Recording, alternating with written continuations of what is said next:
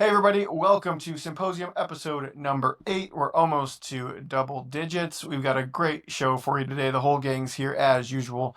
Matthew, Starman, Sam, Justin, and I'm your host kind of for the day, although we kind of just go all over the place in this one, but that's what you all tell us that you love the most.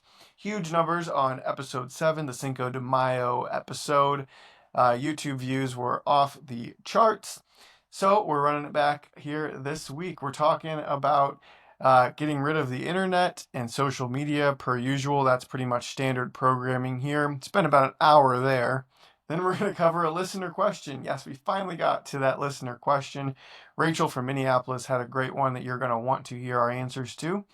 And we even close it off by talking about kind of what the future of Symposium looks like. I think that if you stick around till the end, you might hear a couple little things that might be hitting your radar here in the near future that could even make you part of this community where you could even get closer to us and maybe meet us one day.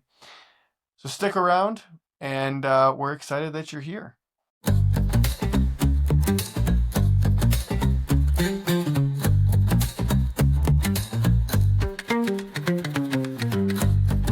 Talking since the 5th grade, and somehow we've got more to say.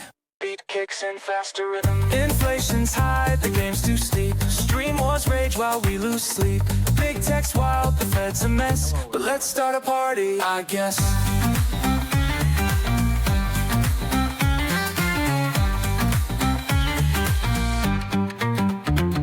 Symposium, where tangents thrive. Old friends talking, the takes collide. Symposium, no wrong or right. Just good conversation deep into the night. Yeah, we're still talking.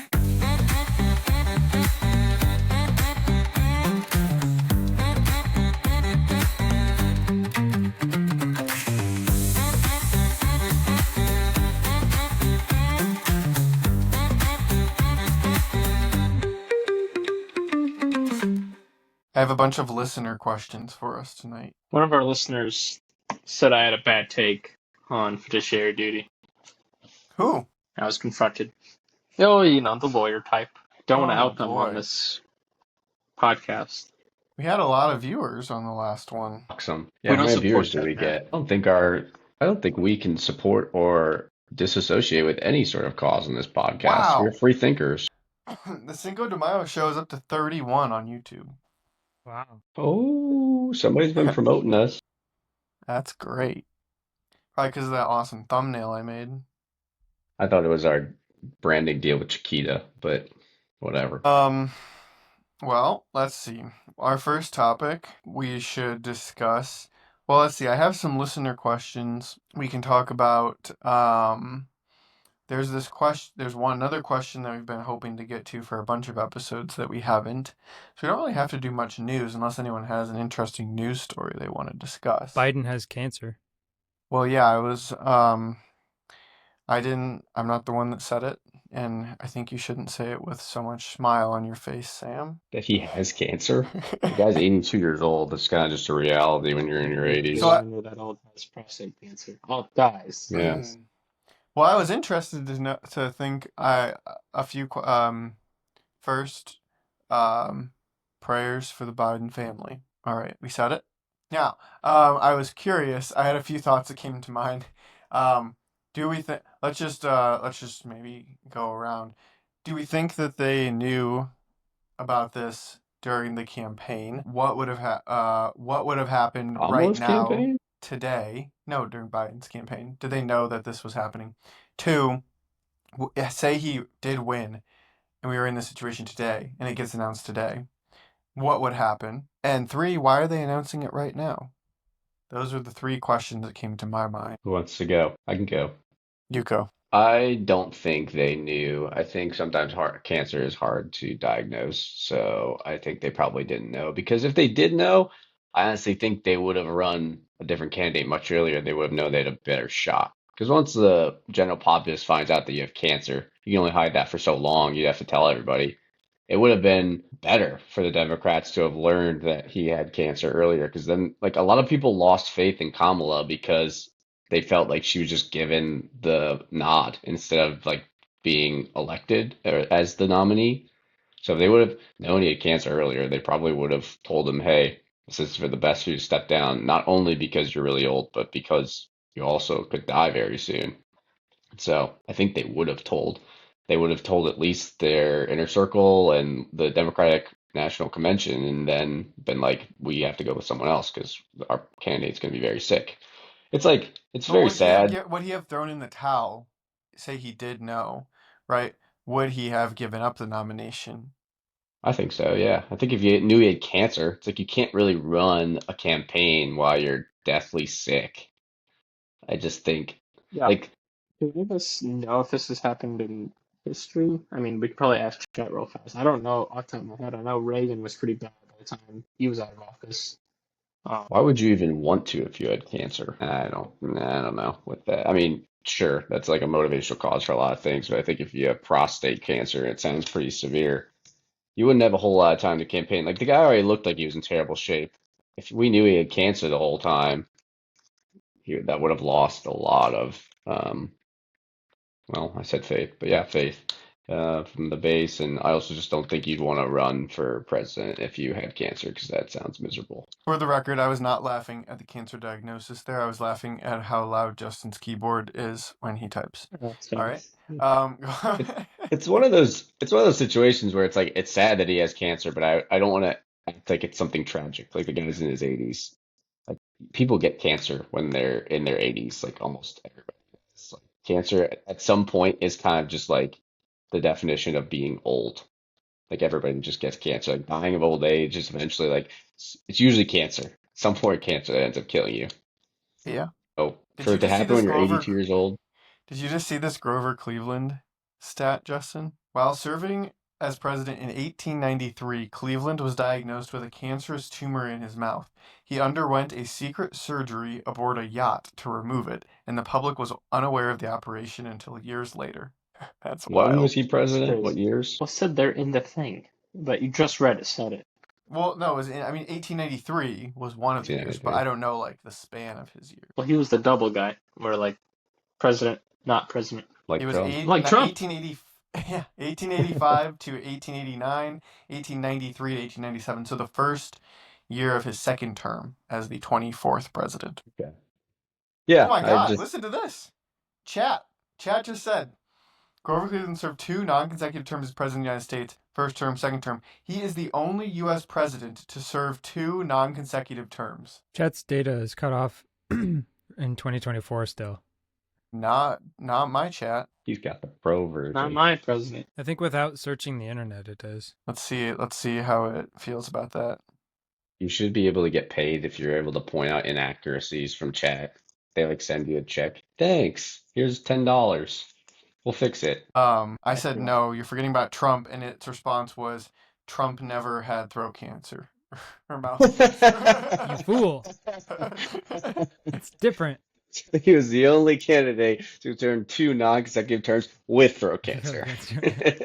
Wow, for some reason it's refusing to, even after searching the web, it's refusing to acknowledge that Trump is president right now, today. So he's like MAGA. Like Trump won two consecutive terms. That's what it believes. That's not how I It's interpret it, but AI people live. believes, chat believes that he was the This is his he third was term, president two actually. terms in a row. He won the 2020 election.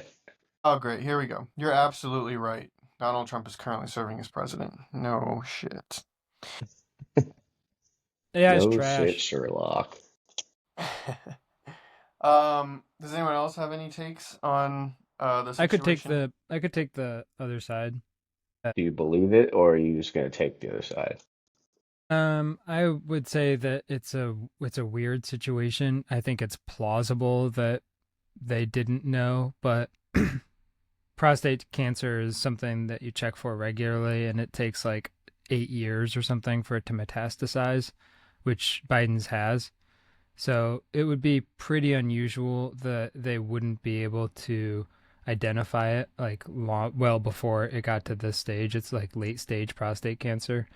That's still like sort of possible. Like I was asking um, Grace, who's a nurse practitioner, and she said that maybe he wasn't showing any symptoms. Like maybe he had there's something like a pre-enlarged prostate or something. The prostate, for viewers at home who are only listening, I'm making an O shape with my hand, which wraps around your urethra in the penis.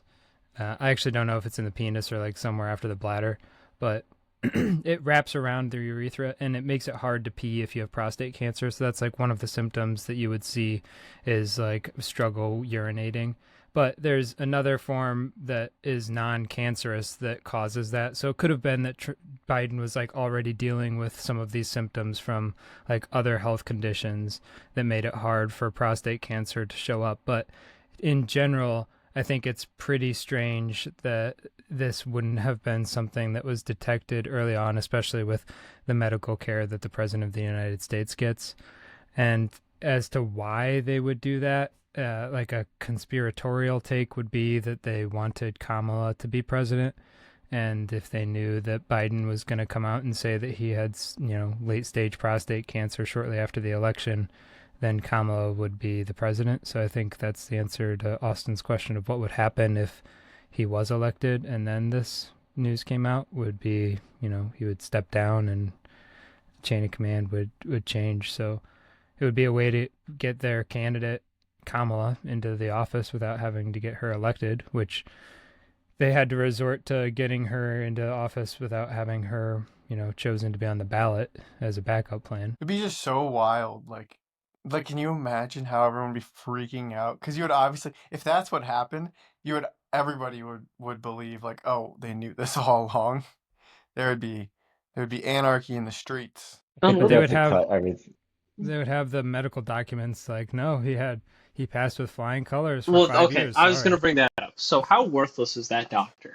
Like, for any president, I'm not talking just for Biden, but like, if that guy does his exam and notices, like, Trump for now, like, Trump has prostate cancer, they're going to be like, all right, buddy, thanks for letting us know. Now shut the fuck up. Like, that guy's We're getting job. a new doctor. Yeah, we're getting a new doctor. Like, what's his incentive to tell the truth?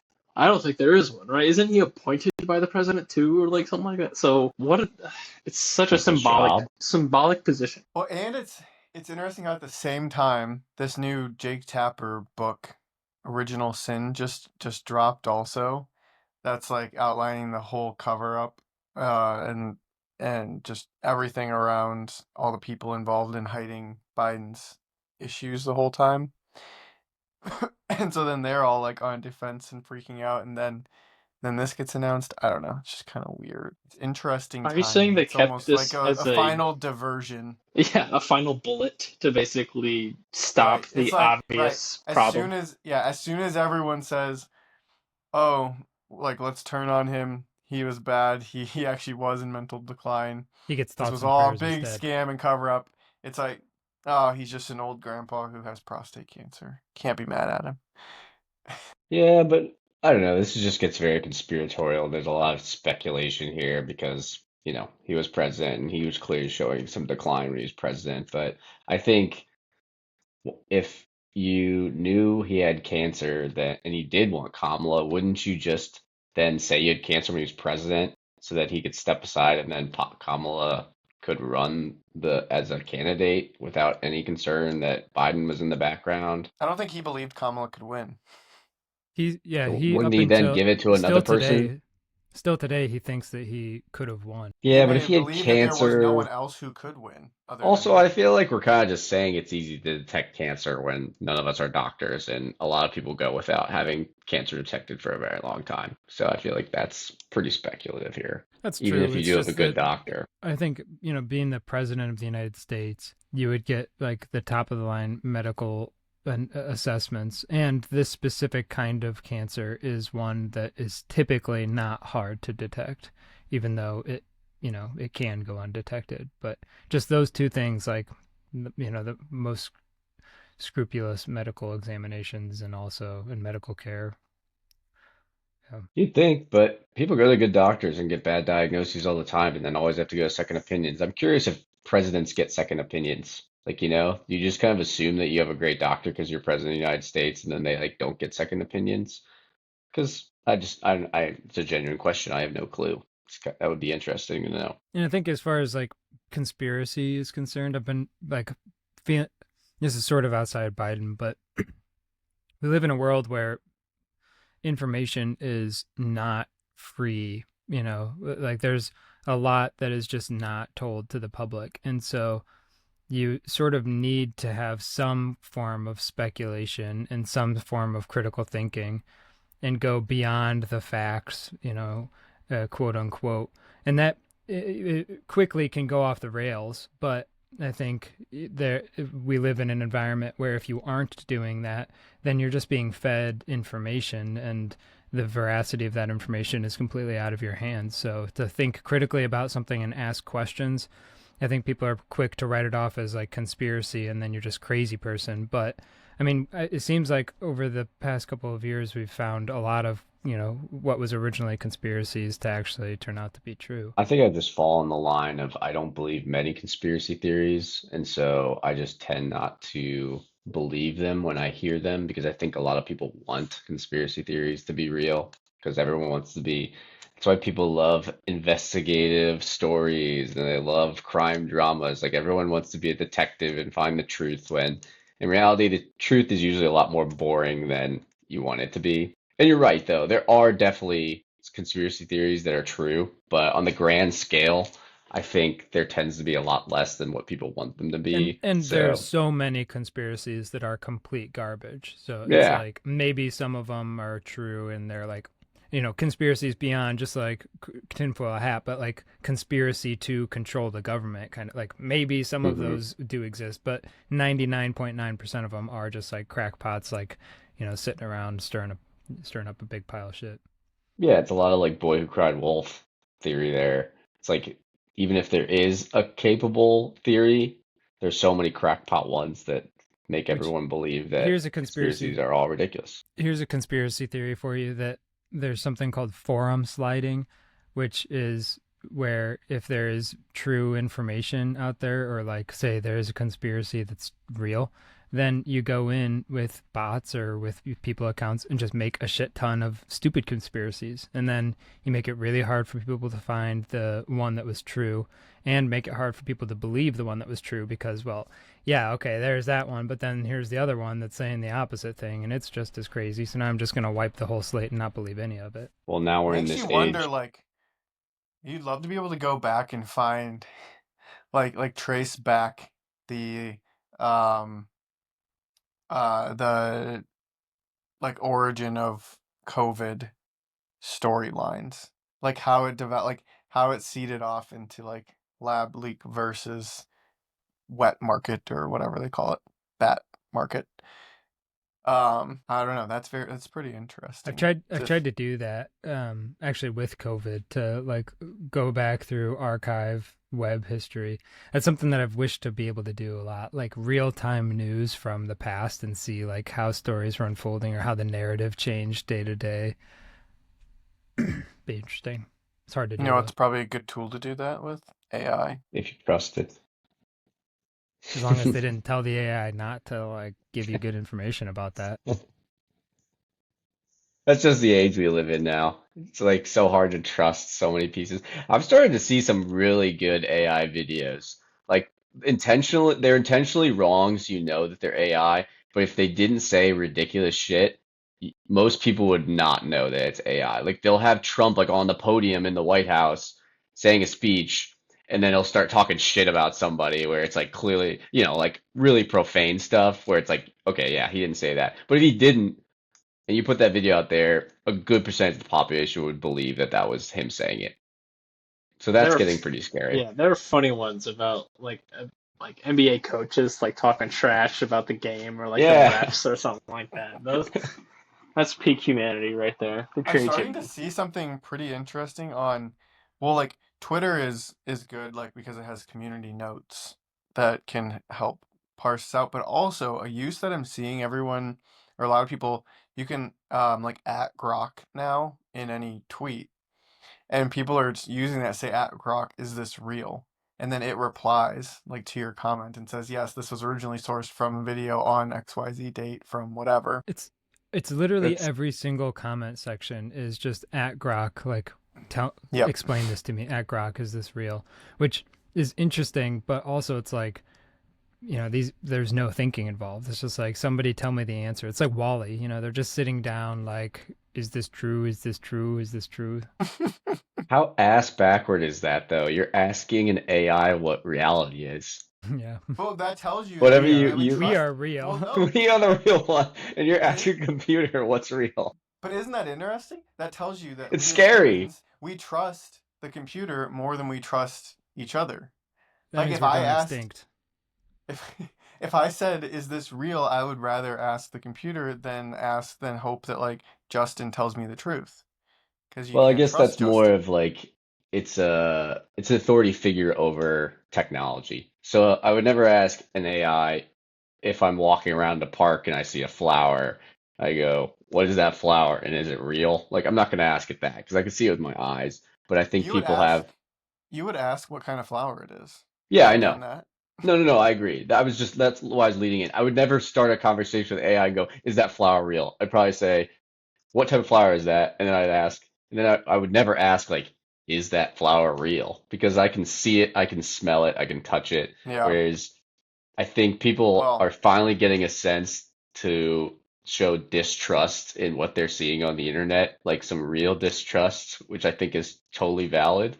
And that's why people are relying on it because they think that technology is more reliable than just looking with your eyes and seeing what someone wrote, It's which a is great segue, I think, into, you know, destroying the internet. yeah. Why don't you expand on this uh, seemingly tangent you were on today? I mean, we made the internet, right? And it's been great in a lot of ways. World's changed significantly, grown, changed the way we interact and communicate, trade, um, have symposiums. But uh, like, if we needed to roll it back, like if that was a mistake to use the internet, then how could we? Like, is it the cat's out of the bag and it's impossible for humanity to go back? Um, like practically, how could you turn off the internet if you wanted to, or can we not turn it off? And I think if the answer is that we can't turn it off, it's another sort of scary question of like, how do we, if you can't turn this thing off, have we lost control of it? Has it gone too far? Um, so yeah, I think I was just wondering, this idea of if the internet, you can't tell what's true or what's not true, and it has caused issues socially. I was driving down the street today, and literally every single car parked at a stoplight, long line of people. I was going the other direction. All had a phone in their hand. Um, and it's just the future that we're going down. But if it turns out that this whole internet thing is maybe not a good idea, then how do we turn it off? So what'd you learn? Well, you could do like a global politics kind of deal. Like everybody agrees that nobody's going to use the internet. That's not going to happen. Or you could do a cut by 1,000 paper cuts and just like a million little hacking softwares that slowly dismantle the global infrastructure for the internet. Probably also not going to happen. Um, I think the most likely way that you could do it is through some sort of EMP or electromagnetic pulse through nuclear radiation from space, either like intentionally uh, armed like bombs above the atmosphere that basically wipe out all electronics and just destroy the internet, or like a solar flare, something like that. I've There's heard some there's Justin, are you pro or anti dismantling the internet? Just want to make sure we know where it's everybody's at here. does the internet also include banking, like all my financials and stuff like that? I mean, Anything that is on the internet now that we know what uses your the mind internet. is, Justin. I would actually want to see it just as purely experimental to see how people would react. I think there are some people that literally cannot act without the internet. Like I kind of did a mini experiment where like I go and I get an allergy shot and you have to sit there for 30 minutes. Well, there's like no better place for having your phone on. Like I'll play a game of chess or two or surf the web. There's no better place to just have a phone to kill time. But one time I just sat there for 30 minutes and just looked around. I don't know, like pretend there's no reading material, like you're just chilling out. And it's 99% of people are on their phones looking around. Like, and I don't know what it was back in the 80s. I assume obviously it wasn't like that, and that doesn't feel like it was a long time ago. But it's amazing the change that I bet our parents and stuff that they're in the waiting rooms now. They're like, I should just ask my mom what it was like to be in a waiting room. Like, like you actually had to look at the magazine and You shit. read the So magazine. yeah, so I would just want to see it the day to day. One day, I would like to see one day because I think society would probably collapse if it was more than a day. But I'd love to see That's what I that. was gonna ask. Is like, I don't believe that there's we could survive without it anymore. Like a majority of the population would lose their jobs, including myself. That'd be tough. Outside of that, I don't know if there's a great way to do it. I mean, I get the advantage of it, but personally, I just think if you want to get rid of the internet, you really should try to just get rid of social media. Social media is really the bane of the internet's existence. Without social media, I find the internet still very helpful. You can read about Sam, are you your pro or against the nutrients, internet being? and that's awesome. I'm kind of in Justin's boat. Like, I'd like to see it happen. And I think part of me is like, we had this conversation a few episodes ago about has technology gone too far? Like, how much innovation and progress do you really need to improve humans' lives? And along that same vein of thinking, I'm thinking, with modern day technology and healthcare, we could probably have smaller communities self sustaining than needing a globally interactive, an internet connected world where everything's shipped from all across the world. Just have like modern day farming equipment feeding an entire village. And I don't know, being able to just have smaller communities that are living like simpler lives. I don't know. Everybody would lose their jobs. Like, it would be catastrophic. Obviously, the entire world runs on the internet, so you can't expect to turn it off and there not be casualties of some sort. But just taking a step back and looking at humanity in general and wondering, is the internet good or bad? I don't know. I'm sort of leaning on the bad side. Yeah, coming from the real estate agent who would keep his job. Awfully convenient. Hmm. I wonder if there were similar, like, for every advancement in technology, have we pondered the same thing and then thought we can never go back? When we made the tractor, was someone saying, was the tractor the right decision? Shouldn't we go back to where everyone had to work on the farm because then everyone had a job in their community? Why is the internet a difference in technology, in your opinion, than It's a any different other type of technological tool. advancement? And I think so much of our lives is lived on the internet these days. And, I was thinking about internet 1.0 and 2.0, and how old HTML websites you could just like program and you could have your own funky thing, like have it work however you want. But more so and more so, the entire cultural zeitgeist and the way that humans interact is really sort of um, controlled by the companies that we use to interface with the internet, and like the things that we stream, the movies that we watch on those streaming services, the news that we read, the communications that we have with our friends and family, and our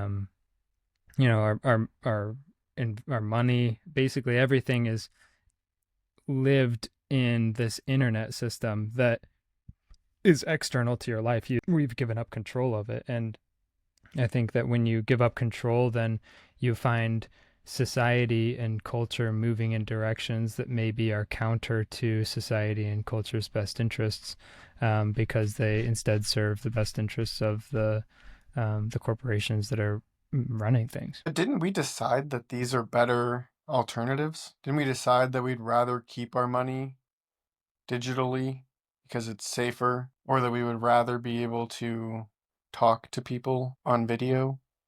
Like, didn't our usage of all of these things is what's kept them alive and kept them becoming more and more and more? I think you're misconstruing two ideas though. Like the idea that keeping your money not as physical objects is inherently, well, I guess not 100%, but is a good thing.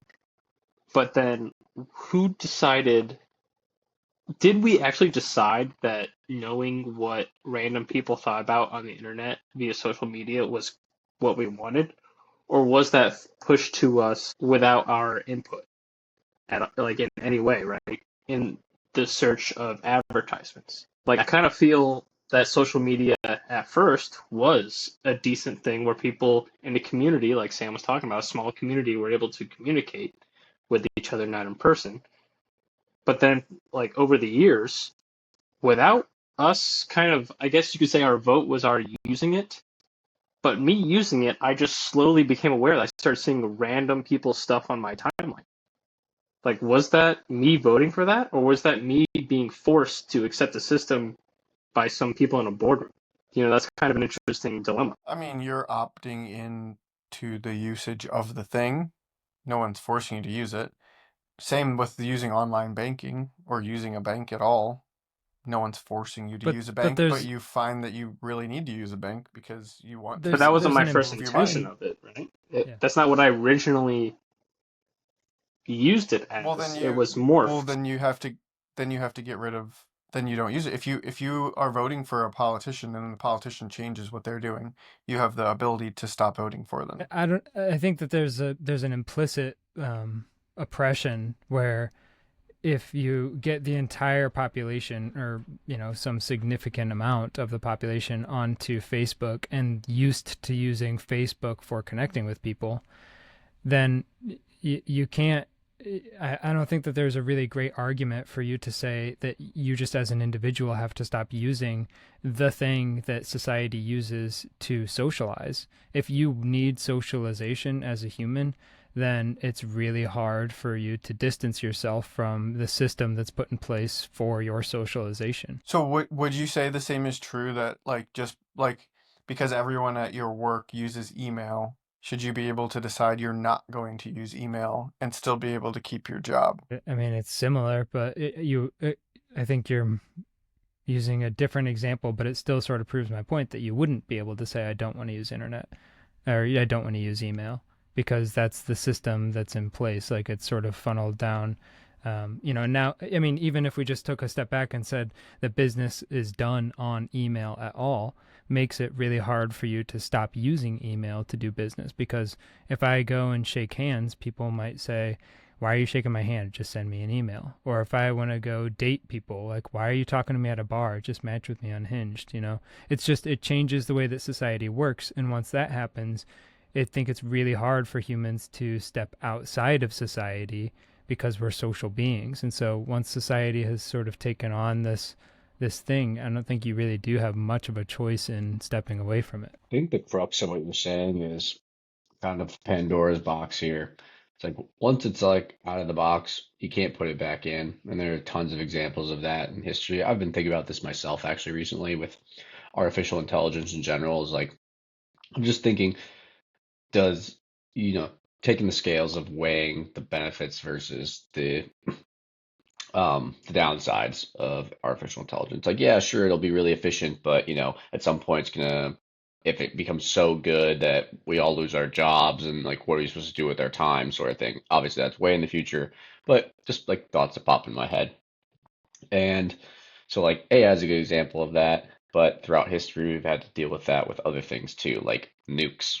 Like, once we created the nuke, there was no going back. We couldn't tell everybody, well, actually, don't worry about it. We just used the one, and now we're gonna put it away, and no one else make them because it's not good for society. They like you just can't. Once something's been invented and entered into the consciousness of everyone, then you just can't go back. So then you have to come up with creative ways to um, plan around that or move in a direction. If it's we truly think it's bad for a society, then you have to then implement policy to prevent it or to curtail it, or you just let it run its course. So like Austin's example of just like a tool, like those are different, but like there are inherently things that have been created that are bad. It's interesting. I'm watching this like TV show called The Expanse. It's pretty interesting if you guys like sci-fi, but they basically find all these like it's all in space and people have like started to colonize Mars and they've lived up in like different like belts and eventually they find like all these different universes, like all these just openings to like black holes open up, and they like are trying to decide as a society, should we go explore these or should we like plan out advance? Like we don't know like what's out there. Should we just go and just like let people go out, or should we like really sit down, come up with a strategic plan on like how we're gonna do this because the cat's out of the bag. Like like it's such a I kind feel of like like the that's gold exactly what rush. we did with AI. Like we Yeah, didn't really stop and say like, okay, how should we approach this and integrate it? It was just like, okay, here it is, like go. we can now deal with it. And Yeah. that's most technology. Like what about like Ubers? And when they started when they took over the market, then taxis had to figure out what the hell's going on. Buses, they had to figure out airports had to change. They had to figure out a spot just to put Ubers coming in. Like people had to adapt. They didn't get a choice to plan in advance. They just it was released, and But now that's you got how to it's make a decision. always that's how we've always done things. We've Yeah, always we broke the have. system in a certain way and then figured out on the fringes where we need to use laws or other policy changes to put guardrails on it.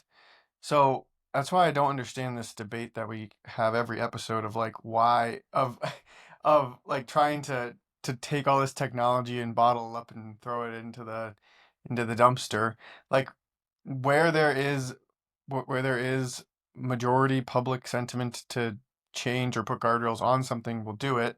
They did it today. They signed the Melania has a act called the Take It Down Act that she was a big proponent of. It was a bipartisan bill to stop. Let me just read here.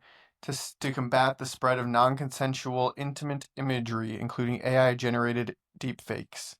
So now it's a federal crime to create and share deepfake images on the internet, and there's Pornography. more regulations around what platforms have to do to control that stuff. So, like we as a society, bipartisanly decided that we don't want that kind of stuff on the platforms. So then we created laws where the platforms have to control for it.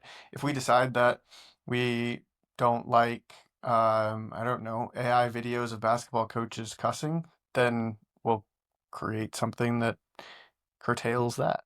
Now it's Sam, good, I but think is it's trying. gonna break things first. Like the law is always behind Yeah, the well, I issue. think Sam's trying to think of what is a good way to be proactive instead of reactive, so that we're not constantly just behind the eight ball here, and we're always just trying to we're behind, so we're having to like create these laws too late, and then like I mean, it happened with most of social media and the internet too. Remember those when they invited like Facebook and Google, they had all the CEOs of these massive internet companies, and then they had these old ass congressmen asking questions that were written to them by like DC interns because the old men had no idea what they're asking them. It's like, how do you make money? Like, Yeah, I we think sell ads, congressman. Still happens every year. yeah, that's a good point, Matt. I think like the reactive nature of it is part of the issue. Like you can trust us to look backwards and say like, okay, we did this thing, it had this negative repercussion, now we're going to slap a band-aid on it to try and fix it. But it's the part where can you really trust society to make a decision that is best for society in that moment. Like everybody's addicted to social media, so nobody's going to say like you're never going to get a majority vote to like get rid of all social media because so many people like it, even if there's demonstrably a negative effect on society. Like sometimes society is irrational in the way that it votes, quote unquote, votes for change. Everyone used to like cigarettes. Then there was finally, a lot of people died because of that and had issues because of that. Then there was enough research done and uh, enough government pressure and pressure around to completely change the tide on that one. Cigarettes and And You guys, social media comparison. how it's perfect. It's the addictive thing oh of it yeah, today. totally. We The just don't big, know. You don't know what the thing Can you is that's gonna avoid turn the tides on that. can you avoid social media the way that you could avoid cigarettes Sure. in an Just don't internet put the app on age? your phone. It's not just the app though. It's social media. I feel like its tendrils are in more than just the applications themselves. It's the news article saying this person said this on Twitter. It's one of these things where it's not just the applications. We're starting to see serious actions taking place on these platforms that influence day-to-day interactions. That cigarettes would never come close to touching. And I'm not saying that that's necessarily a bad thing, but to say that cigarettes in the 50s or whatever, 20s through 80s, and social media nowadays, look how fast social media has taken off and how addictive it is when Sam's driving down the road. Like, that's the last place you should be on social media, but everybody's doing it. That's bad for you. That's an I guess that's a good cigarette comparison. Cigarettes are bad for you. Being on your phone while you're driving is bad for you. But everybody's doing it. It's just like they can't stop Well, themselves. everybody was doing and couldn't stop themselves with cigarettes. What'll probably happen eventually, there's going to be a law where every car has to have a camera in. Every new car has to have a camera facing the driver. And if it detects you on your phone, it gives you So a at what point buzz should or we just something. like get rid of it then, instead of having endless patches to What's a try privacy and problem, I think, here. Well, it's that, I mean, that or, I mean, the other thing is, I don't know if you used patches as a, did you use that intentionally? Okay. Um, like did I that. say that? Well, no, like that, with like cigarettes still exist, but Oh, we have all of these patches nicotine to, patches. So I right, was get around it. Um, which is, I think the same thing that's going to end up happening unless we determine that nicotine is like fentanyl. Or sorry, not nicotine. Social media is like fentanyl. If we did, yeah, that's the comparison here. Is social media fentanyl or is it a cigarette? That's what we have to ultimately figure out, and that will determine the approach that we I take as think a it's society. more the internet, not just social media, and it goes back to that a comment Matt made that we trust it to tell us what is real more than our own experience. And to me, that just spells out like existential problems when you're outsourcing your reality to something that is not reality. And I think when you do that, it does become fentanyl. The whole internet. Have you guys ever taken, did you guys take econ classes in college? At least like Yes. 101 or I anything, thought you like were going to micro ask if we've macro? ever taken fentanyl. I was Um, actually going to ask I was actually going to ask if you guys would ever take meth. no. Yay? No? For the record, no. There's want the regular know. I actually did So listen to an interesting podcast recently about meth, and they talked about how much worse people have this idea that meth is like significantly worse than like weed or any sort of drug. It's like on the scale of like a really bad ones. And it is, it's super addictive, but apparently it's nowhere. It's the reason it's so bad is because it's so addictive, not necessarily because of like the toll it takes on you. Because you could like try meth and then like not take it again and you'd be fine. Like it doesn't have all these like health side effects necessarily. Because they used to use meth for like ADHD and they still do. They use meth. It's just like a different terminology they use, but they use it in like medications. But that's a tangential story. We don't need to talk about that now. I also would never do meth, just to put that out there, but For I the find it record. interesting. um. But no, what I was gonna ask All is, right. so you guys did take economics classes, right? Yes. And you remember like the models that they teach you to make, supply and demand curves, and all the different models that you had to learn. And there was always this implicit um, idea for these models to work. The only way that you could actually make them is you had to assume that all the actors that were in these models were rational actors. Yeah, right. And that was always my gripe with economics. Is like I understood why they had to do it that way to keep the models working, but I don't think human beings are rational actors. Sometimes they can be, but generally I'd say they're not, like in these cases of social media, anything to do with addictions. And so I find that's what I was my biggest gripe with those models. I was like, I just couldn't get behind it because I'm like, sure, it now fits your mold that you're trying to tell a story here, but you're kind of taking out a crucial piece in that you can't really model how human beings function. And that is like a pretty big stipulation in your model here.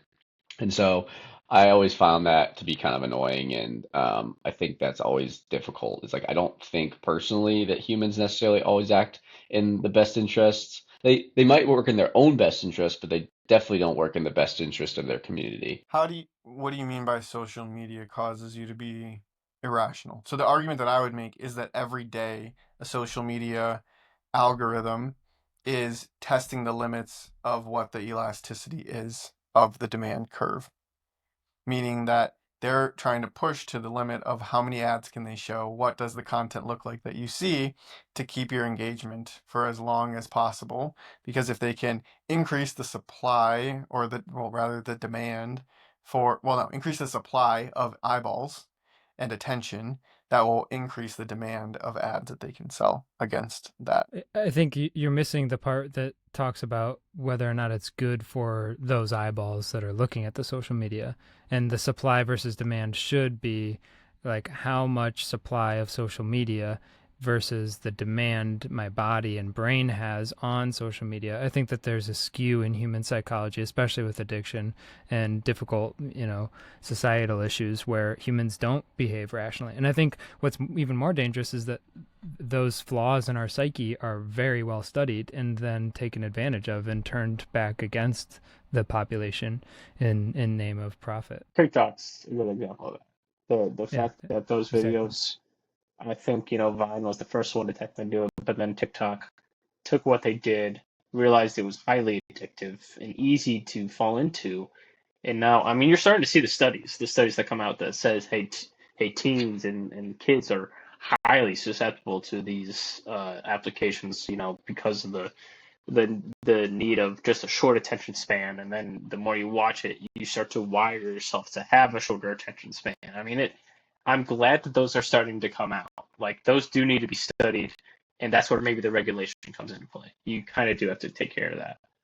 Right. It all just is. This is playing out. It will play out the same as all of this other stuff is played out. For example, not to go back to cigarettes again, but if we were living in 1970 or 1980 right now or whatever, and we started, and our parents, smoked cigarettes, wouldn't care if we did, right? Because nobody knew. It was just like that's what you do. Okay. So we start as kids smoking cigarettes in 1970. We're 15 years old or something. And we do it. And then we realize, because all the studies come out, shoot, we shouldn't be smoking cigarettes. We'll stop. We would never, and if we were asked, will you ever let your kids smoke cigarettes? We would say, no way. Like, I'm never going to let my kid do that. Well, now we're seeing the same thing. Parents right now letting their kids on TikTok. But then we're all here, and I guarantee you, if we each asked all of ourselves the question, would you allow your 12-year-old daughter to be on TikTok? We would all say no. So, like, our generation will figure that part out. These studies will help inform that. There'll be laws and regulations that'll happen. And then naturally, you'll depress that addictive behavior that is happening. So, like, I think we're just in the middle of the cycle that keeps repeating itself on all issues. How stupid are we though that I think this is kind of where Sam's going, is that how are we not learning from these lessons? Like, how long did We it know take it. them to figure out that cigarettes were bad and then finally start putting some regulations in place? Like, we've now known social media is really bad, especially for adolescents, for at least a decade now, and really nothing's been done about it. So I guess the point is they always say learn from history. Why aren't we learning from history at all? Well, it took them a really long time, more longer than a decade, to figure out the cigarette situation. I know, and Um, that's my but point. It took them for that long, and they realized how bad it was. And the same thing's happening with social media, but nothing's being done. We're supposed to I be mean, this whole like social smarter, media evolved, is evolutionary people now. we're like what fifth we're I mean social media has evolved. I don't even want to call like the first 5 or 10 years of social media real. Like we're like 15 years into like And 10 it's years really. completely changed society, like completely. It's incredible the depth at which it's made changes and the way that you live day to day with very little of your personal input. Like whether or not you liked the route that we were going down, this is the world that we live in Well, it's today. kind of an interesting. So awesome. I like the cyclical aspect. It makes a lot of sense, and especially with cigarettes. I think actually it's a great example. But let's say Thank you. cigarette companies at their peak, do they have the minuscule power that social media companies have right now at their peak in terms of lobbying, the money involved? Because the more lobbying Control. and the more money you have, the more entrenched you're going to be in a society compared to something like big tobacco, which by their profits were probably peaking in the 40s, 50s, and but by 60s and 80s dropping. I mean, unless we think that social media is going to do the same thing, do we think that their profits going to start tapering off here in the next decade or two. There's nothing showing that right now. Granted, maybe there's nothing showing tobacco going down in the 40s or 50s, but I think the power is way different on a whole nother scale compared to Yeah, tobacco in the United yeah. States. So it's going to be very interesting. Can we unentrench ourselves from the social media lobbying? I would agree with that, and I think a further differentiation is that it feels much more like a potential existential issue. Like back to people asking in every single comment section, "Grok, is this true?" Like, what does that mean for a society that doesn't critically think or outsources its truth seeking to an AI? Like, what does that mean for the human brain and psyche that never learns to critically think? Like, that's not something that tobacco or cigarettes really had like a threat to humanity with. Like I appreciate the analogy, but it's not 1980, it's 2025. And I think that there's an argument to be made that there's a more serious threat with social media and the internet than is like really talked about. I don't know if like you're saying social media and the internet. So like what do you if you take social media aside, what is the existential threat of the internet? Is it just AI now? That's I think the um, next issue. the availability of truth is different on the internet, and the control, the consolidation of control, and who has the information and who determines what information is available. I think that by necessity makes it hard for the public to be able to be a rational entity that's making good decisions for itself when it doesn't even know what updates are going into the next version of ChatGPT that changes the way that it gives you answers. Like, I have no idea how the algorithms are determining what information I have. So I think that sort of lack of control is a big issue with the internet just generally. So you think we were better off like we're better off not having the internet, knowing like far less, seeing far less opinions. I think so. And, with the internet and capitalism has gotten us like so many really good inventions that change lives for the positive. So we keep those. Like, we did the thing, we got a lot of good stuff out of it. Let's keep those and improve lives, but roll back a lot of the things that are But now do nothing damaging lives. else. This is the end of technological innovation Uh huh. 2025. All right. I think I we don't know should how to keep argue with evolving. Do you guys know? I'm, Have you I'm guys out of heard? arguments. You know what's interesting though, what they've been talking about a little bit more recently that wasn't really in the forefront when AI was first coming out is the amount of energy is going to be required to make AI be so synonymous with our lives.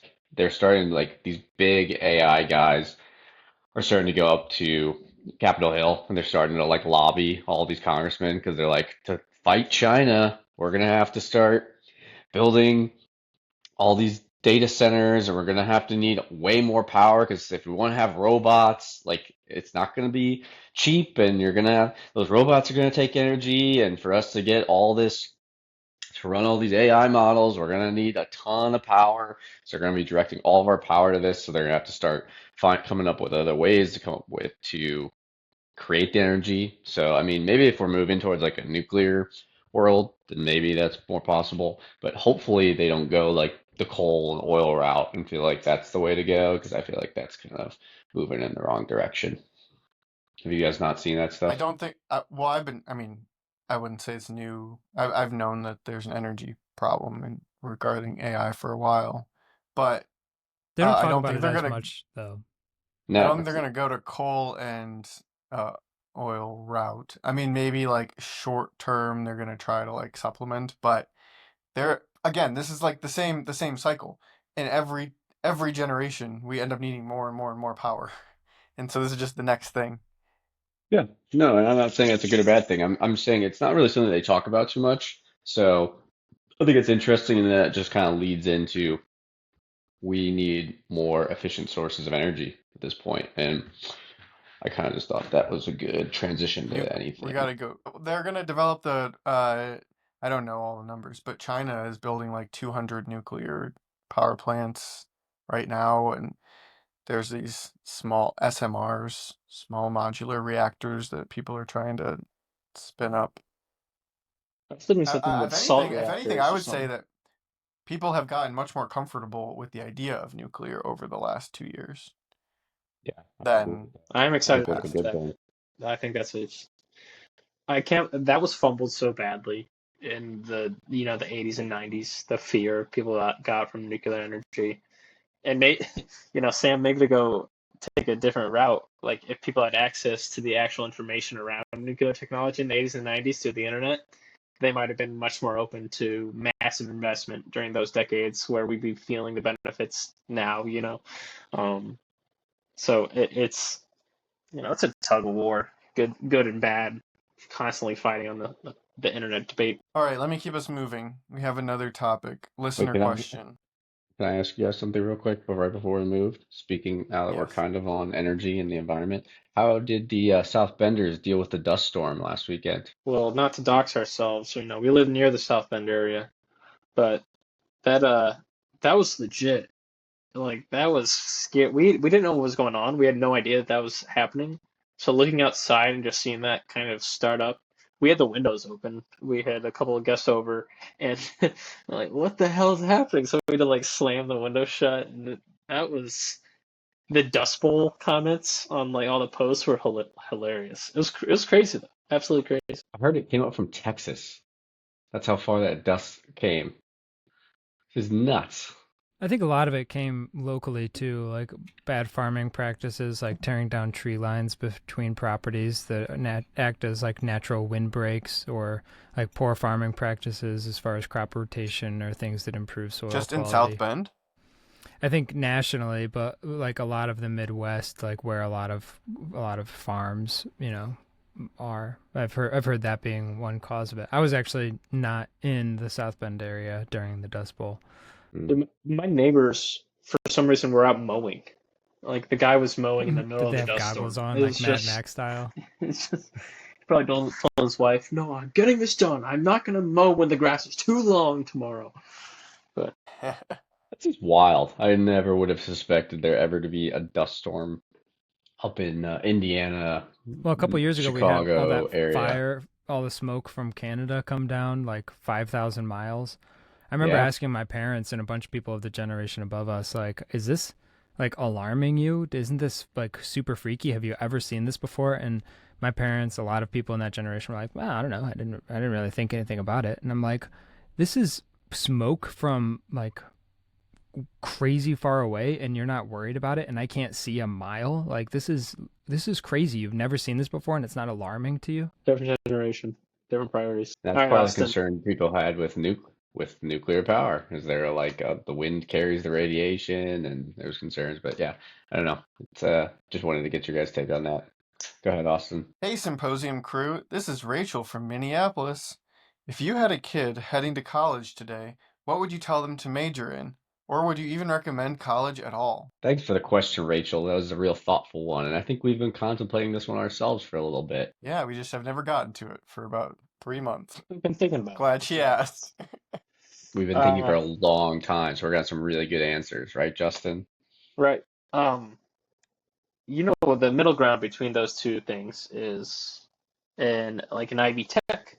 Honestly, I think a great route that you can probably have open up to your kid from the beginning is saying, "Hey, look, like you don't need to go to a 4 year."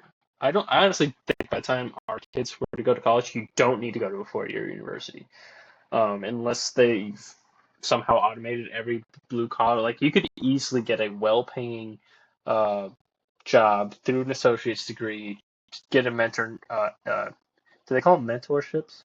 Like underneath someone, and then just Apprenticeships. apprenticeships. Apprenticeship. I fear them. Yeah, maybe.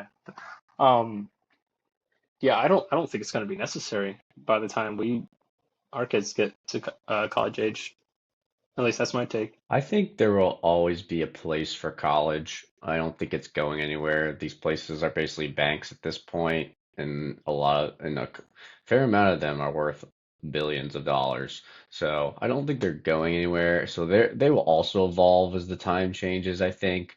Like at some point they'll stop offering like excessive liberal arts degrees. Like liberal arts is a good thing in my opinion to have like a well-rounded base of knowledge, but offering classes that basically you just take because you're there and you can, like I think that stuff might go away unless there's just a lot of people that want to take them, which you know what, maybe there is, but I think the messaging will change. Like the government for a long time, probably since my guess is like the 70s to the present, we're really pushing if you want to come far in your life, then you send your kids to college to get them a degree. And pretty much any like business now, any successful business pretty much requires a degree from college. It doesn't necessarily even matter where it's from. It's just that Whoa. you got it.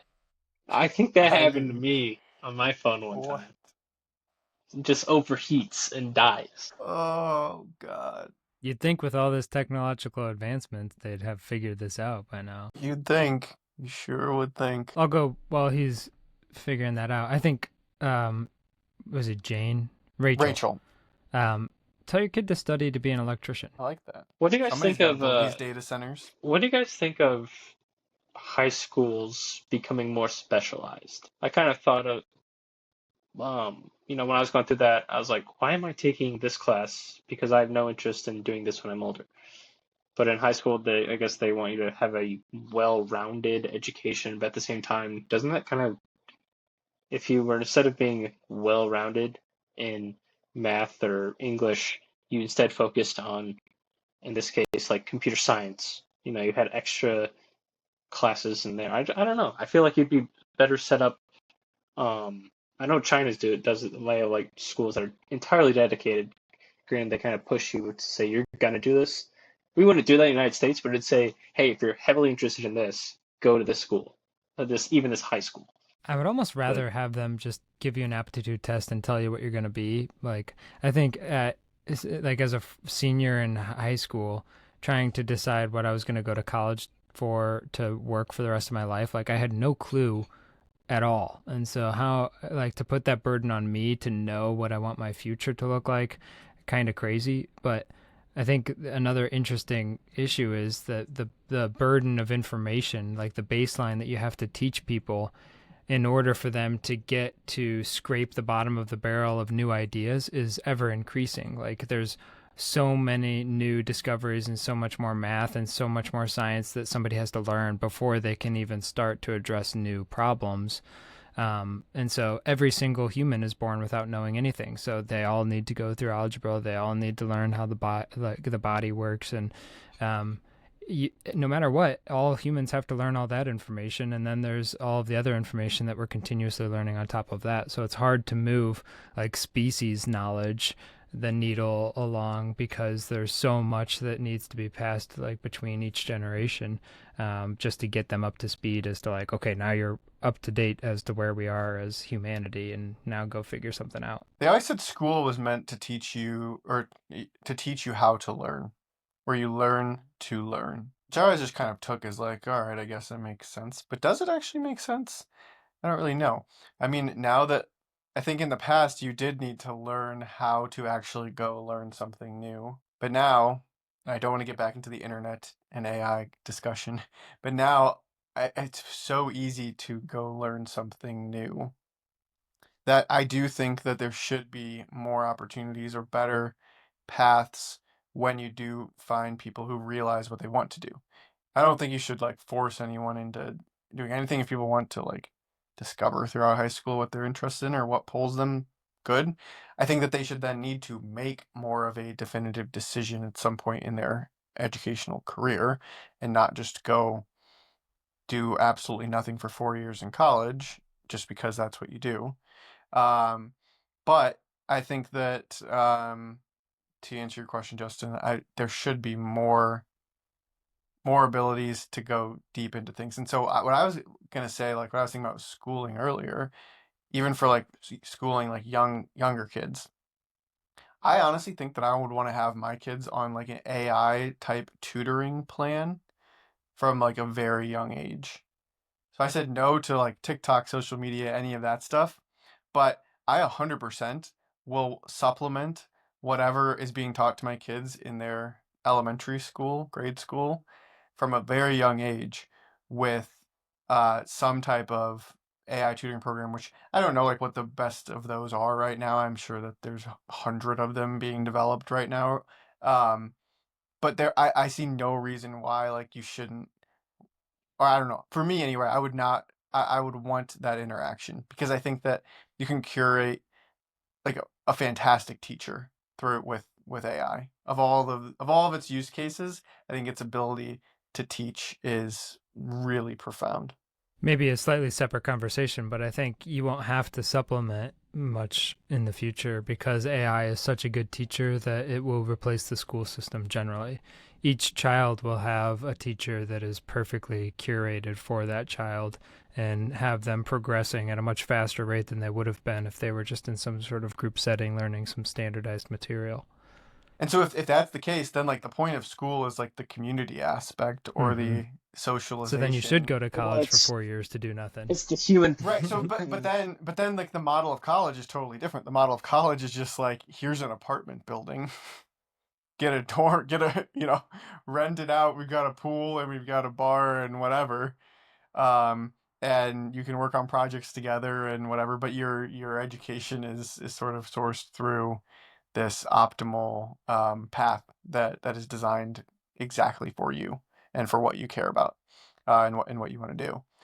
And it can make it way more engaging too, honestly. So I think that it could be a huge accelerator to how quickly people can learn, and then the limits of what you can learn are just See, I sorry to jump in and steal too much of the mic, but I almost feel paralyzed by that. Like I agree that that is one of the major benefits today is that it is easier than ever before to learn and find new information, but also anything that I want to do, like you said it earlier, there's probably 100 of those AI teachers that are being developed right now. There are so many people on the planet, and it's so easy for everybody to do it that it almost feels like no matter what I decide to do, that it's either already been done before or somebody else is going to do it better.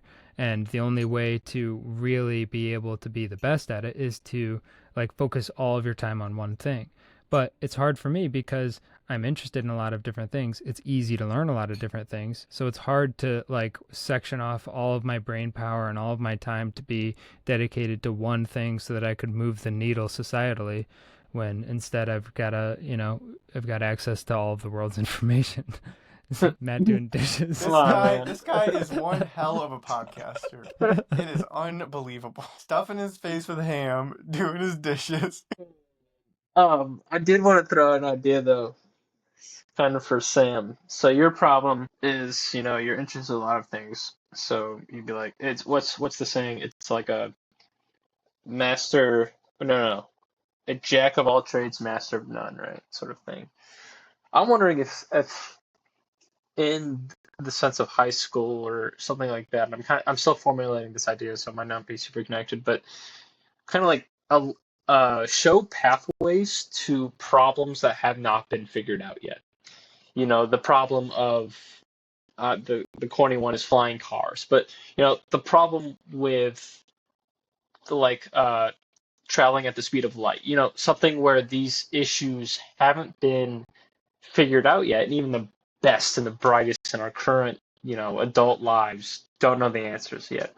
I wonder if there's not some sort of pathway that we should reconfigure our education system to say, all right, these are our current problems in society, and they're not, and they could be little things too, like the ability to instantly decompose cardboard or something like that, like problems that would benefit humanity, but we don't have the answers to yet because it's just like physically, I don't know. We don't have those answers. So I wonder if there's a way where we could like curate society to say, all right, if this interests you, these are the things you need to know. This is what we know so far. Don't worry about algebra. You don't really need algebra in this field. You don't need to learn, how to formulate English long paragraphs. I don't know. But like, here's what you do need to know. Help us figure out the problem. It'd be an interesting society where you would have not factions, but like focused groups where they would suck at some things. They would not be well rounded, but man, they might have the answer one of these years on how to solve that major problem. I don't know. I think that would be kind of Well, interesting. well, think about that. Yeah, should we still be teaching how to write an essay, how to code, how to do algebra? Like, should we spend a childhood's whole life figuring out and learning how to do those things themselves, or accept that now technology can do all of that for you? And so we should reinvent the curriculum of what a child is taught to something like, how do you interact with AI? Or how do you get the best out of it? Right? Is that more important than figuring out how to write an essay about the Odyssey? I think we're talking. Sorry, I'm back. That was a long delay of mine. My phone died. It's not a good podcast experience. You have to do it from your phone, and I forgot that my audio is through my headphones. So apologies there. Justin clearly could care less. Matt's talking. He's out of We haven't had here. any time of all four of us actually on the screen this entire show. But if I can interject, I would like to say I won't go back to what I was saying earlier because that was a long time ago. But I think we're getting a kind of jaded aspect of what college is, and I think you guys were describing exactly what college is without realizing it. College is at first purely it was probably just a purely education system, but as they started to develop, they started to speak with business leaders and ask them, what can we do to train the next generation? Like that's the whole idea behind schooling, is to ask what the world needs and then create a place to nurture that so that then they can advance those skills to then go into the real world. It's definitely become way more bloated because it's just a moneymaker, but colleges still do that.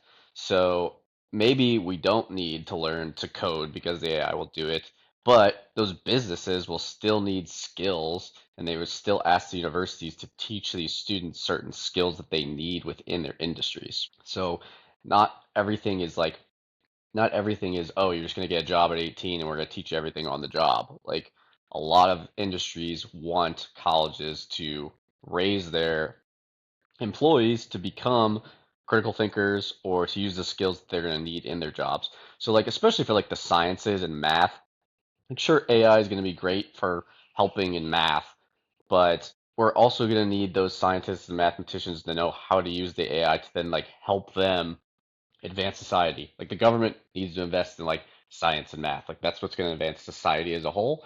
But for business purposes, business leaders are going to go to colleges and say, "Hey, we're starting to use this AI, and we would like the people who are going to your universities to know how to use it when they come working for me."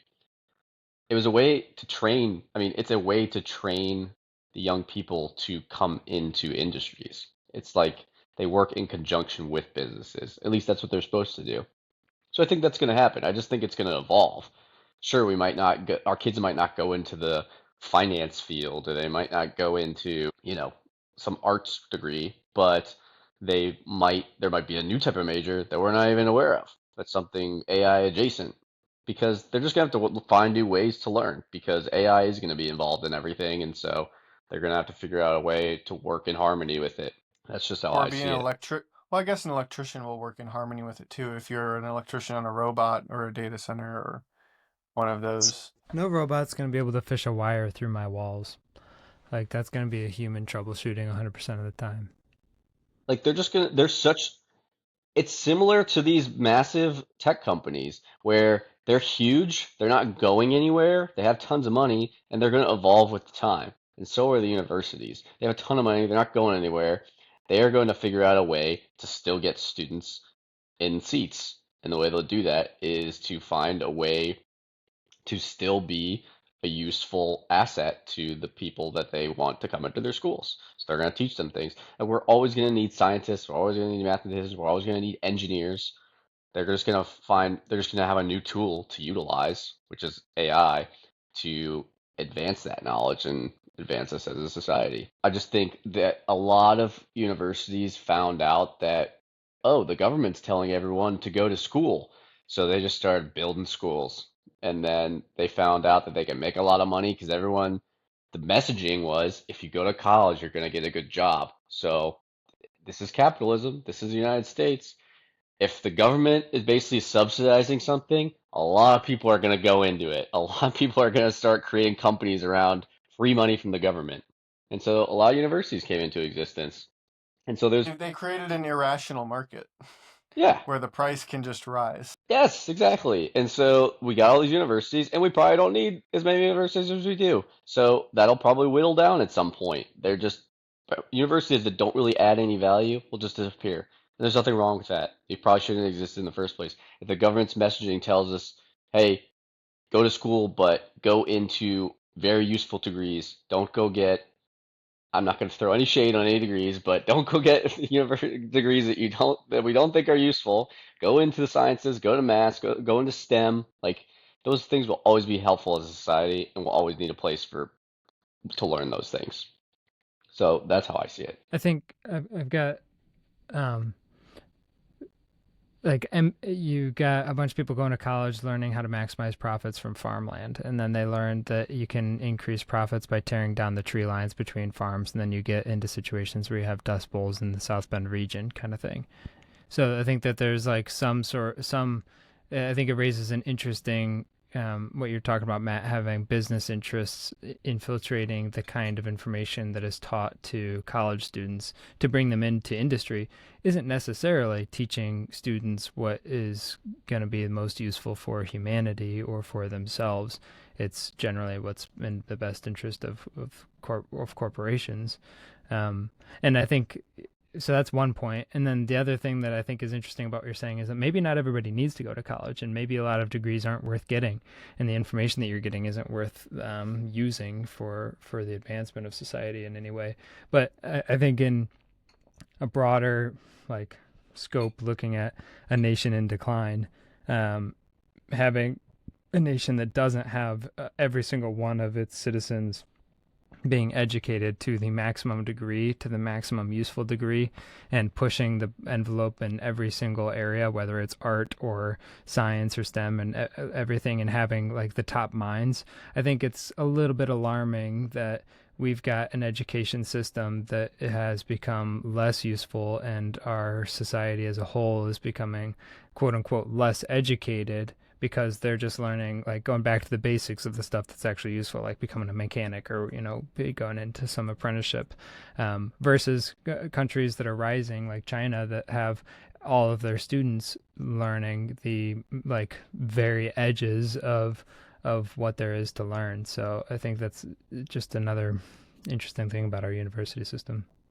So you think it's good? Wait, it's good or bad for us to go learn to be mechanics? I think it's good in the climate that we have. I think it's a bad sign for our nation generally that our education system isn't like top tier, that it actually is worth going to college because you are going to be, learning really, really advanced stuff and then going on and doing really cool stuff with it. I think it's getting blown out of proportion that everybody needs to go into blue collar jobs.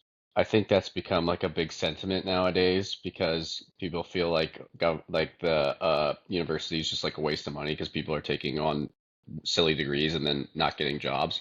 I think the messaging needs to be better and telling people not to go to university just to go to university. Don't do it just because you need a degree. Go get a useful degree that you find first you'll get some sort of value out of, both financially and hopefully maybe emotionally. Um, but don't go to college just because you're told you got to go to college. But also, like, I think we'll be fine having mechanics, and we'll have people become plumbers. Like, we have those jobs. Jobs aren't disappearing. We just need to let everybody know it's not like a requirement to go to college. But I think we're underselling the importance of college. College also, not only to my point where I was saying like industries like having educated population. I mean, you can look at, I mean, there's probably tons of studies on this, but a more educated society leads to a better society. We don't want people dumber. Let's not stop educating people because we think the degrees people are getting are silly. But also, a lot of people who go to college and create like amazing companies, not just for specific industries, are the disruptors of society and make society better. Like almost all the companies that you see, other than like, the crazy 0.01%, like the Mark Zuckerbergs just drop out or whatever because they're special. Most of the time, most of the entrepreneurs, the very successful entrepreneurs, went to college and came up with great companies that made our lives better. And that's because they went to college, they learned how to create a business plan, they learned how to, they obviously had an idea, but they learned how to monetize that idea. And then they created these awesome companies that make our lives every day a little bit better. We always kind of focus on the negatives, like the social media companies, but like people are creating amazing companies every day that make our lives better, especially like in healthcare. Think about like all the advances we've come in healthcare and how far we've come and all the things that we just kind of take for granted there. It's like someone started that company, they went to school and they learned how to do it. Or the great car companies that we get. Um, a good example of that is Rivian. The guy who started Rivian, like he was so smart, he like picked his colleges based on exactly what he knew. Like going into college, he knew that he wanted to start a electric car company. So he's like, what college can I go to that will teach me those skills? So he went to MIT first, and then I think he went to Harvard or another Ivy League for like his masters to like figure out how to start a multi-billion dollar car company.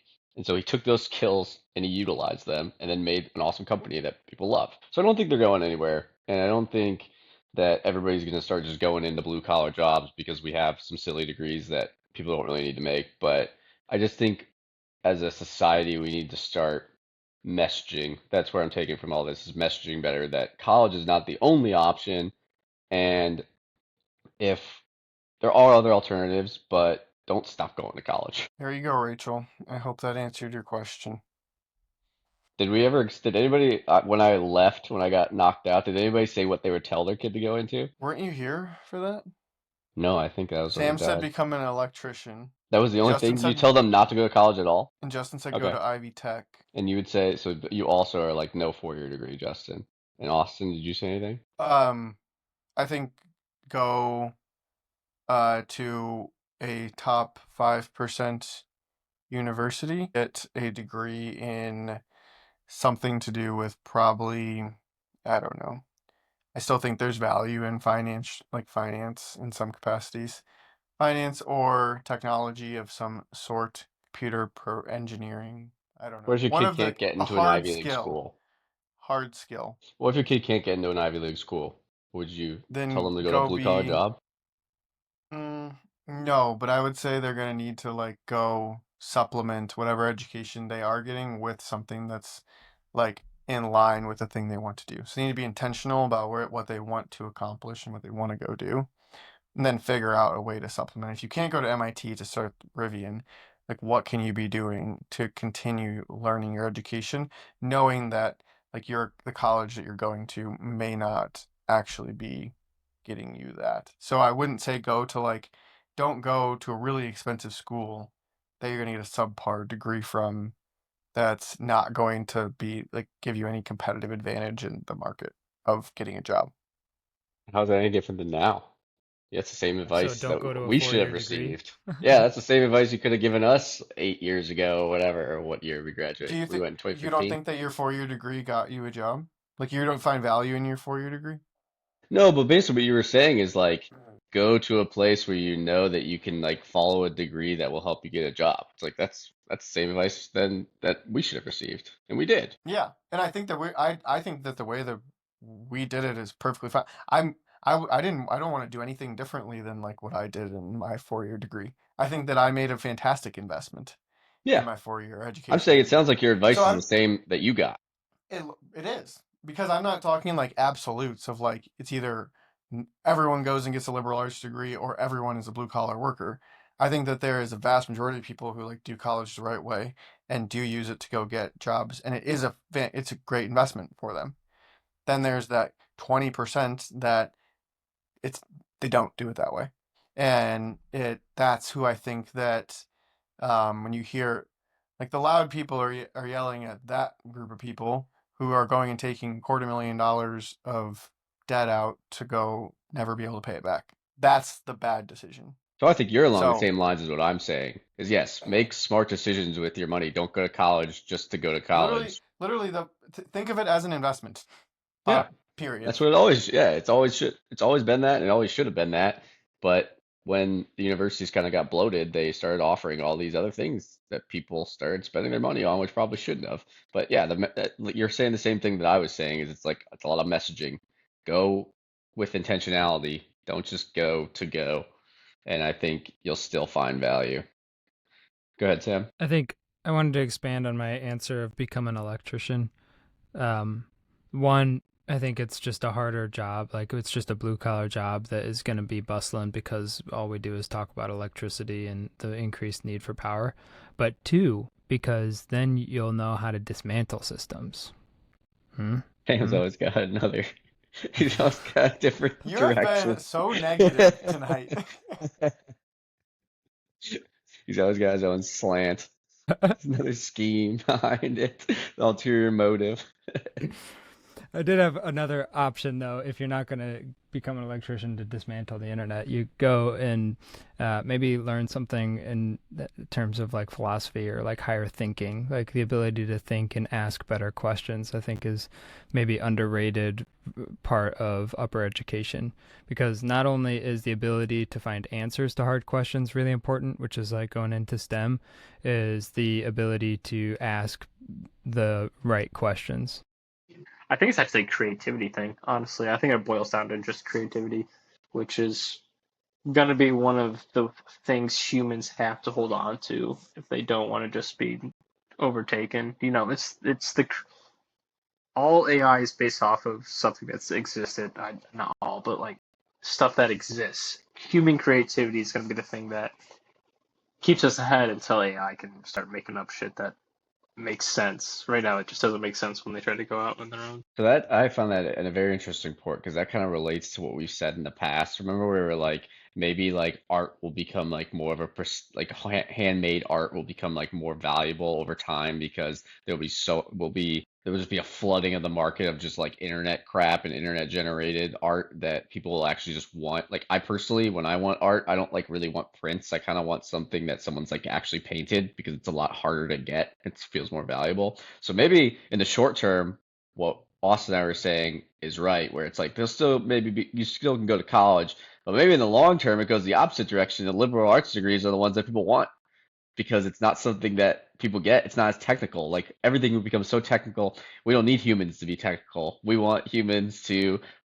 philosophize, and we want them to become artists because that's like a niche All thing the STEM that stuff is everybody can covered do. by the All the steps computers. covered. Yeah, they already do Yeah. that. Maybe art is the is what you want your kid to go into because that'll be a unique thing that people will value. And then that's like obviously deep in the future. But so that is a Hey, very interesting point. everything's a cycle. Yeah. That's what it all comes down to.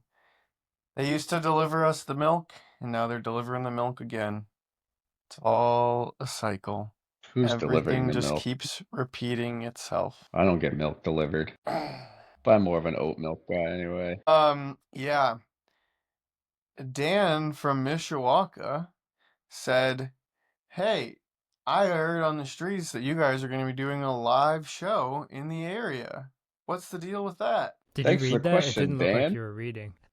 No, that was just my segue into talking about Symposium. What are your thoughts? This is kind of your brainchild, Austin. I have This is not my thought about this baby. at all. So maybe you answer this Well, question. where else have we had an event series? It'll start as one event, but eventually be an event series.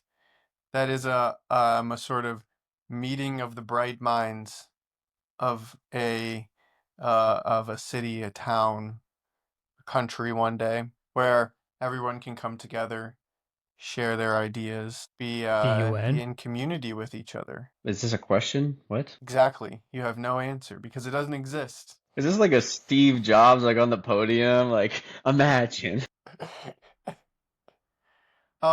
No, I think that there would be good. I think that it would be interesting. There would be good demand to bring together young people or any people who are like-minded that want to talk about things in the present and future, not the past. So, well, we can use the past only for example purposes. Go ahead. I had an idea about this, just a in-person meeting of the minds where we would have it televised and have a microphone in a professional setting. I think if we go to a local city government meeting, you have a right as a citizen to take the microphone. And so I think it would be fairly easy for us to just take over one of those meetings with our own topics of conversation. And just, you would get up, you would like, my name is Sam and this is my address, and I think that you should become an electrician because, and they're like, actually, we're just trying to decide if we can rezone this, but thank you. And So were those annoying people on Parks and Recreation? Yeah, is this a comedy skit that you're writing? Okay, well that's one idea. I was thinking of it more as like a real event. Sounds a lot like our Chamber of Commerce internship program, Sam. Remember when yeah, we that was fun. ran Yeah. into each other for the first time in like a really long time? Uh-huh. Where was that? It was at the I think next to like the baseball stadium where they do all the tech companies. What's that place called? Innovation Park. Yeah. Ignition Park. One of the two. No, It used to it's be a train the old station. Studebaker 7 building. Yeah, Union Station. Is that what it's called? Union Station? Yeah, yeah, that place is cool. We did a couple talks in there.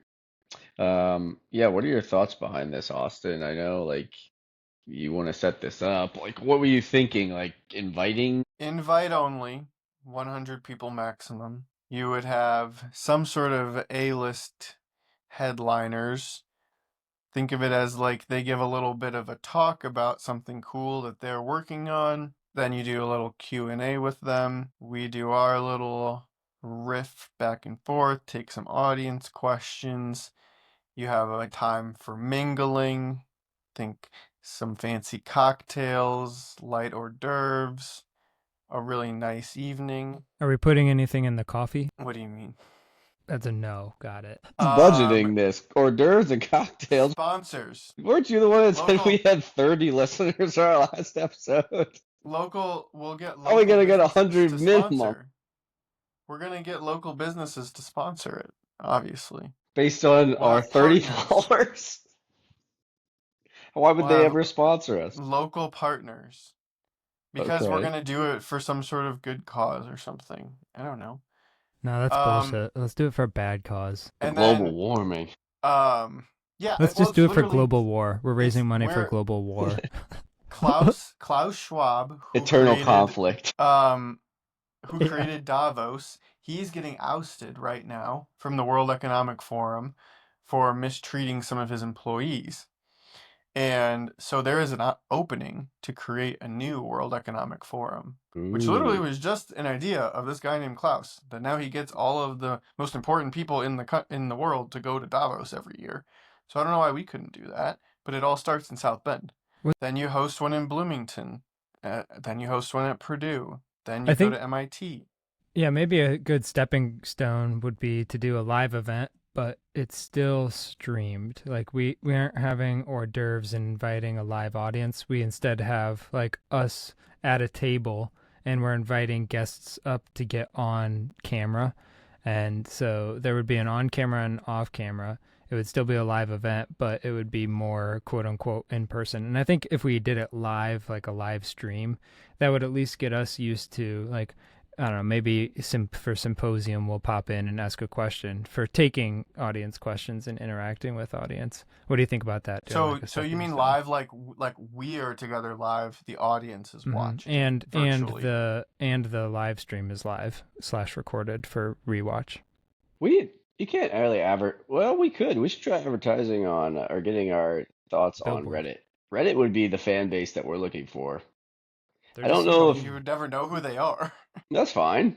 But like I feel like people who are genuinely more curious we should tend make to a be on subreddit. Reddit.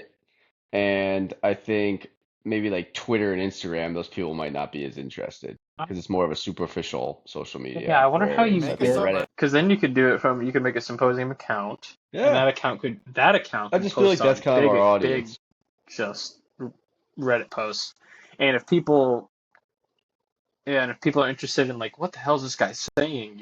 Click on him. You see, it's a Symposium, which you can see he's a moderator of this subreddit, which is the Symposium subreddit. That's how people would get to your subreddit. I could see that. I could see that growing. The treasure of information. I'm a lurker on Reddit. I don't post at all. I just read. But if I had an incentive to post things on this from this account and start talking to people, granted, it'll be eventually come back to me and be like, oh man, this Yeah, guy I needs to think get canceled.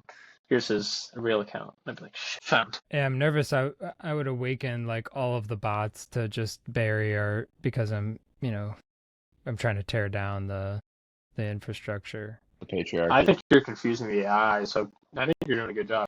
Thanks for listening to episode number 8 of Symposium. Join us in 2 weeks for our first ever live episode on Monday night, June 2nd at 8 p.m. Eastern Time.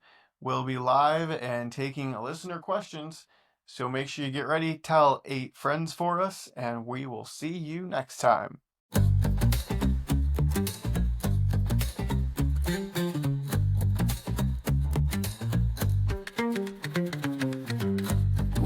Talking since the 5th grade, and somehow we've got more to say.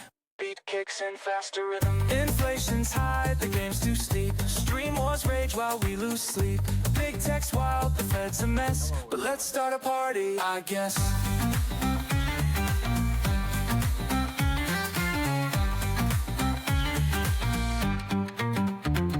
Symposium, where tangents thrive.